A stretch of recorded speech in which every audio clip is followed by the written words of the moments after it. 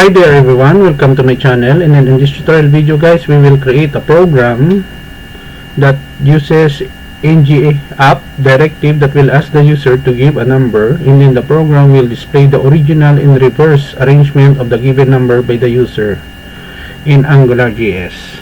Before we start, I would like to say thank you very much to all my viewers, supporters, and subscribers to my channel. Thank you for watching, commenting, likes, dislikes to my video tutorials. I really appreciate your support. So let's get started.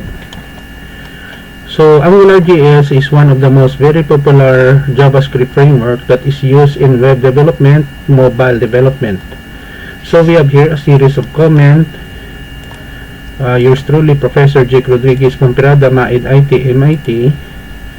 And then we have two websites where you can download complete source code for free. The first one is www.jakerpomperada.com, and then the other one is jakerpomperada.blogspot.com. Presently, I am accepting computer programming jobs, software development, IT consultancy at a very reasonable cost. You can reach me in my personal email address at jakerpomperada@gmail.com. So we have here HTML head, title, reverse a number using ng app in AngularJS, and then we have here body of style in CSS or cascading style sheet. Now we are including the AngularJS library here. Header tree, reverse a number using ng app in AngularJS. Division, ng app, my app, ng controller, my controller.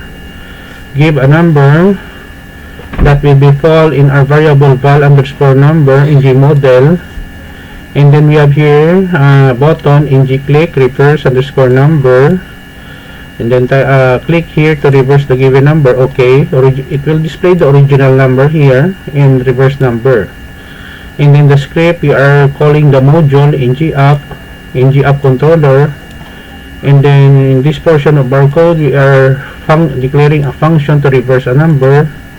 And then we have a variable ab temp reverse _number, var original _number display scope val_number, b $scope val_number, while $scope dot val_number greater than 0.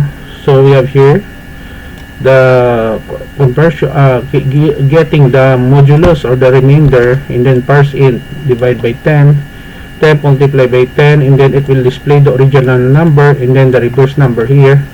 And then we close our script, and then we close our HTML file. I will put a link in the video description of this tutorial video guys, so that you can download the complete source code for free in my two websites. Okay, so let us go here.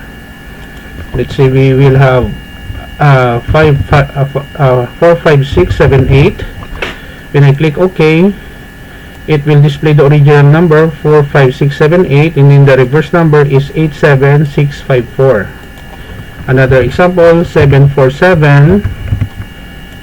So if we reverse, it is the same. It is called palindrome, no? 1878.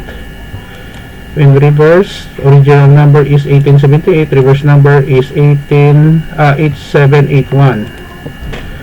So this is the end of our tutorial video. I hope that you learned something new on how to create a reverse number using ng app in AngularJS JavaScript framework. Thank you so much guys for watching. I will put a link in the video description where you can download the complete source code for free. Don't forget to like, share, and please support my channel guys by clicking the subscribe button. See you in the next video tutorial guys. This is your friend Jake saying bye bye for now.